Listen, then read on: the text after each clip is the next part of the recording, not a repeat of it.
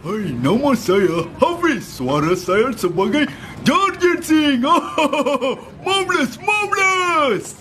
Okey, hai, nama saya Rufaida ataupun orang panggil saya Ais. Saya melakukan suara untuk watak Fizi.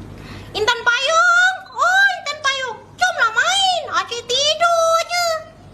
Jangan lupa saksikan Upin Ipin musim ke-10. Okey, nama saya Majin. Saya pelakon suara untuk watak Mutu. Ayo, apa kabar semua? Semua sudah makan, ha? Hai teman-teman, nama saya Susanti. Jangan lupa nonton Upin Ipin ya, asik. Hai, saya Mei. Jangan lupa saksikan Upin Ipin season terbaru April ni hanya di TV9. Saya suka. Hai, nama saya Ashila Putri. Saya pelakon suara Upin Ipin.